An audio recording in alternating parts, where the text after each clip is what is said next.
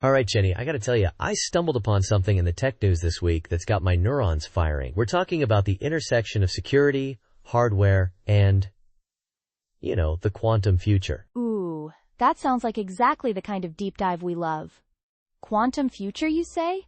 Lay it on me, Mark. What's got you so animated? Did a time traveler just whisper a zero-day exploit code in your ear? Haha, not quite that dramatic, though sometimes it feels that way. No. It's about preparing for that future. Remember how we've talked about the looming threat of quantum computers potentially breaking current encryption? Well, there's a company called Crypto4a, and they've just taken a pretty significant step to address that very thing. Crypto4a. Okay.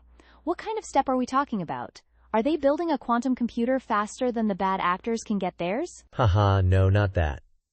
Though imagination points for trying. They're focused on the other side of the equation, post-quantum cryptography, or PQC. They've taken their quantum-safe hardware security module, their QASM, and submitted it for FIPS 140-3 Level 3 certification. FIPS 140-3 Level 3. That sounds like a mouthful. Okay, walk me through that. What does that certification mean in plain English? And why Level 3 specifically? Okay, great question. FIPS 140-3 is a U.S. government standard for cryptographic modules. Think of it like a really stringent security clearance for devices that handle sensitive encryption keys. It's basically saying, can this box keep a secret? A really important, digitally signed secret. Level 3 is pretty high up there, meaning it has serious requirements for both logical security, the code, the algorithms, and physical security, making sure no one can tamper with the hardware itself. So submitting for Level 3 means they're saying, our box is not only logically secure, but you also can't physically break into it easily and mess with the crypto stuff inside. It's built like a digital vault. Exactly. It's validation that their HSM isn't some flimsy piece of equipment you can just pry open with a screwdriver. And here's why this particular submission caught my eye. Reports say it's the first asterisk HSM submitted for this level of FIPS certification that supports all of the NIST-certified post-quantum cryptography algorithms. Whoa. All of them? So they're really covering their bases with the different PQC algorithms NIST has identified as potentially quantum-resistant methods? Not just picking a favorite? Yep. NIST has been working diligently on standardizing these new algorithms because things like RSA and ECC, while effective now, are vulnerable to attack by a sufficiently powerful quantum computer. Crypto4a is getting ahead of that curve by building an HSM that speaks the language of future, quantum-resistant crypto from the ground up. Okay, so moving to quantum safe is crucial for protecting data in the long term. How significant is having all the NIST algorithms integrated into one hardware module right now? Like, is this a big deal or just another announcement? It's a pretty significant step for several reasons. One, it gives organizations flexibility. They aren't locked into just one type of PQC. As things evolve, they have options. Two, it signals readiness. This isn't just a theoretical exercise. They've engineered a physical device that can handle the complexity of multiple new cryptographic systems simultaneously and robustly. That makes sense. It's one thing to have algorithms on paper. It's another to implement them securely in hardware that needs government-level certification. It's turning theory into practice. Precisely. And there's another element of their QASM that's really key here. It's architecture. They're using an FPGA-based design, which means it's crypto-agile. Crypto-agile. Sounds fancy. Like it does digital parkour? What does that mean in practice for an HSM? Haha, kinda like that, but for crypto. Okay, think about some traditional HSMs. Many are built on ASICs, which are application-specific integrated circuits. They're very good at doing one thing really fast. But they're fixed. If you need to change the core cryptographic functions or add new algorithms, you often need to replace the entire piece of hardware.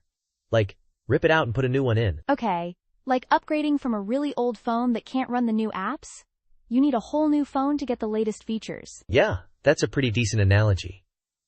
Now with an FPGA, a field programmable gate array, the hardware itself can be reconfigured via firmware updates. Crypto4a's design allows them to essentially update the QASM's brain with new algorithms as NIST's PQC standardization process evolves. They can adapt without ripping and replacing units already deployed in the field. So it's about future-proofing the hardware. As newer, perhaps even better, post-quantum algorithms are developed or refined, they can just update the QASM remotely instead of needing a whole new generation of hardware every few years. Exactly.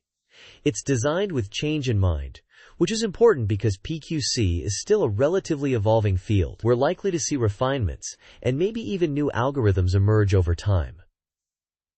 This crypto agility is a pretty substantial advantage, especially for large-scale deployments. That flexibility sounds huge, especially for large organizations or governments that have a lot of these deployed. Swapping out hardware everywhere would be a massive undertaking, not to mention the cost and resources involved. Oh man, yes. The cost and logistical nightmare of replacing thousands, maybe tens of thousands, of HSMs just because you need to update the crypto spine of your security infrastructure. It's immense. The ability to update through firmware is a major win, a real long-term cost saver. And I saw in the research, Mark, that they've got some notable partners backing them, like DigiCert and Keyfactor. What does that tell you about the potential for adoption here?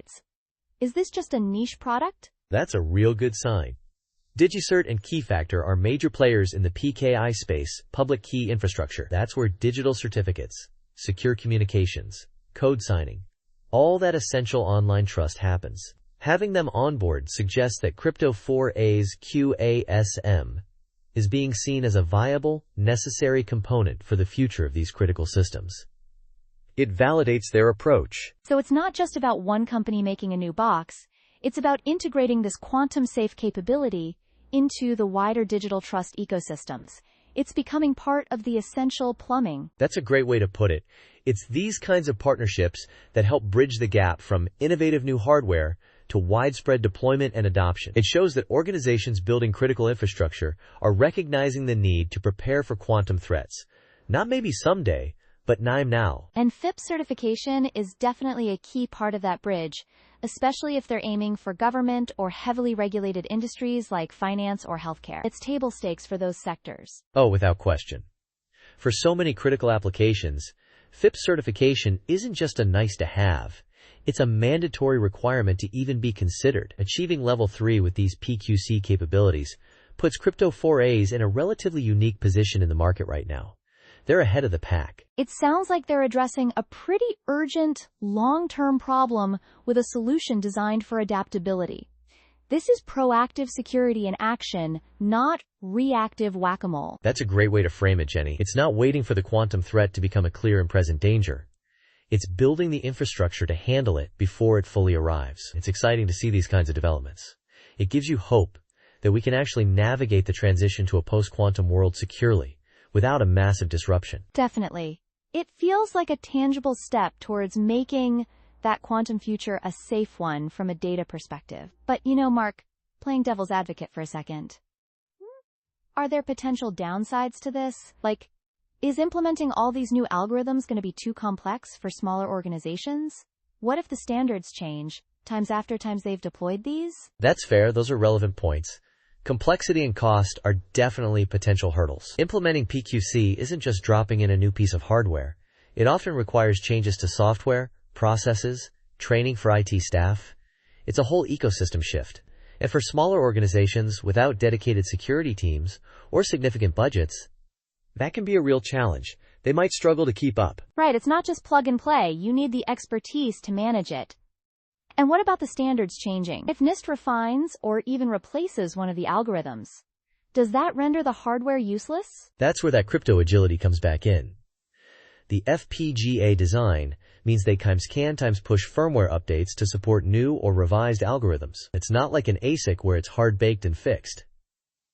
However, you are right that there's always a risk with evolving standards. They need to be able to react quickly. And organizations using the QASM need to have a plan for deploying those updates. Also, there's the argument about timing. Some skeptics might say, hey, useful quantum computers that can break current crypto are still years away. Is this immediate, widespread investment necessary right now?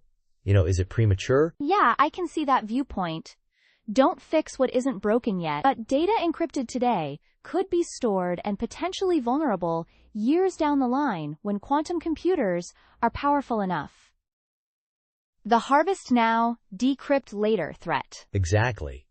That harvest now, decrypt later scenario is a major driver for this. Sensitive data, like government secrets, financial records, healthcare information. That stuff needs to remain confidential for decades. If that data is encrypted with algorithms vulnerable to future quantum computers, it's already at risk if someone is storing it now. This is about protecting data not just today, but well into the future. Okay, that makes the urgency clearer. It's about protecting the time shelf life of the data's confidentiality. So, while implementing these solutions might be complex and costly for some, the potential consequence of not times doing it, especially for long-term sensitive data, is significant. Precisely.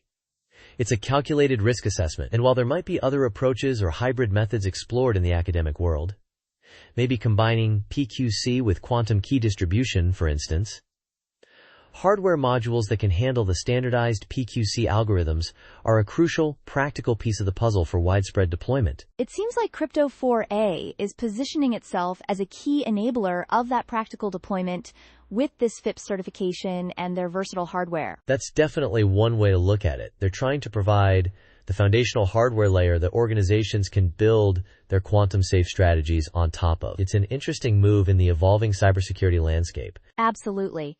It's not just about the algorithms, it's about the trustworthy hardware to run them on.